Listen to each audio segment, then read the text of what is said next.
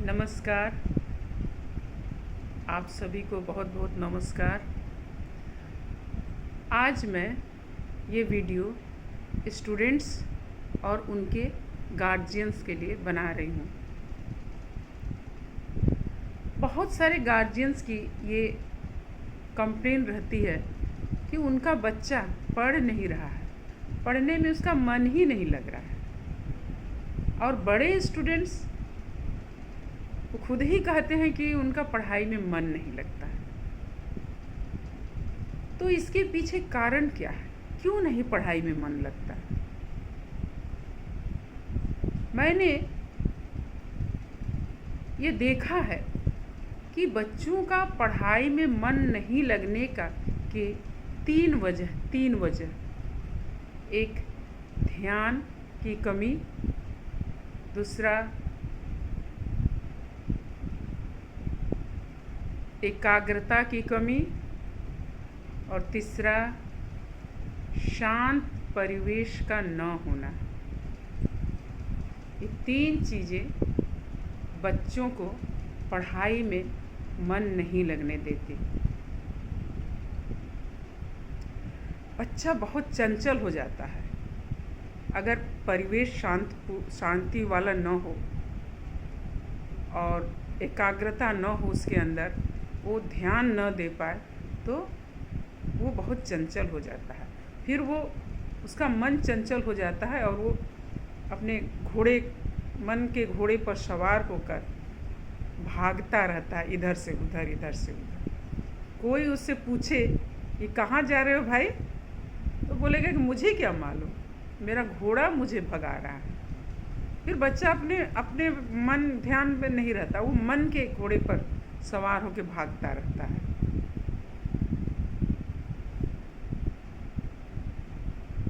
अगर हम चाहते हैं कि हमारा बच्चा, या अगर हम स्टूडेंट्स हैं, अगर चाहते हैं कि हम पढ़ाई करें ठीक से, परीक्षा में अच्छे अंक लाएं, तो हमें पढ़ने बैठने से पहले आधे घंटे का मेडिटेशन करना चाहिए। आधे घंटे आंखें बंद करके इस मुद्रा में अपनी सांसों पर ध्यान केंद्रित करना चाहिए। इसके बाद अगर पढ़ने बैठता है छात्र तो उसको बहुत कुछ जल्दी से याद होता है। इससे एकाग्रता आती है, और जब एकाग्रता आती है तो हमारा परीक्षा के समय में हमने जो भी पहले पढ़ा हुआ है वो ठीक से रिकॉल होता है। अगर दिमाग में बहुत सारी शोर शराबा, अशांत वातावरण रहेगा तो जो हम साल भर बच्चे पढ़ते हैं वो वापस रिकॉल नहीं होता और बच्चे परीक्षा में ब्लैंक हो जाते हैं।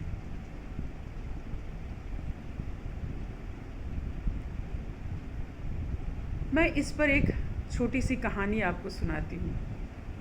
एक किसान था।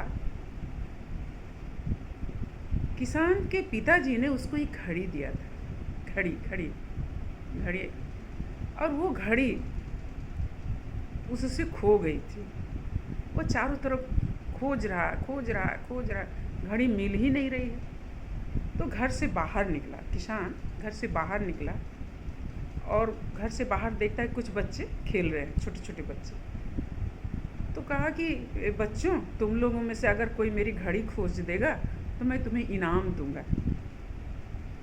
सब बच्चे अंदर गए, रूम में घड़ी खोजने लगे। सब घड़ी खोज रहे, किसी को घड़ी मिली नहीं। सब लोग बाहर आ गए।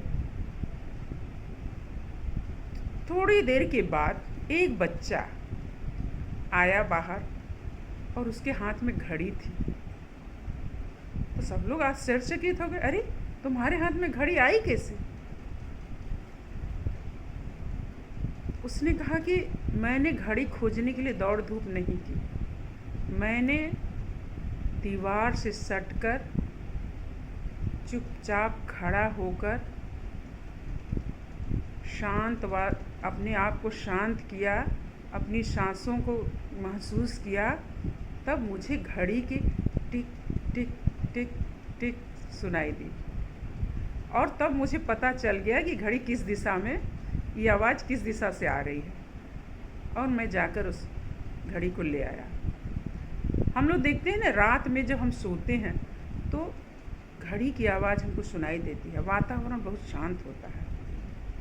और सुबह जब नींद से जब हमारा दिमाग जब रेस्ट में रहता है, जब सुबह हम लोग नींद से जागते हैं, तब हमें सारी चीज़ें याद रहती हैं, और दिन भर का शोर शराबा हमें शाम को सब भुला देता है। इसलिए हमें एकाग्रता और शांत वातावरण और ध्यान, ये 3 चीज़ें हमेशा याद रखनी होगी। घर में अनावश्यक लोगों का आना जाना नहीं होना चाहिए। आपस में झगड़ा फसाद नहीं होना चाहिए, ताकि वो जो बच्चा सुने उसके ऊपर प्रभाव नहीं पड़ना चाहिए।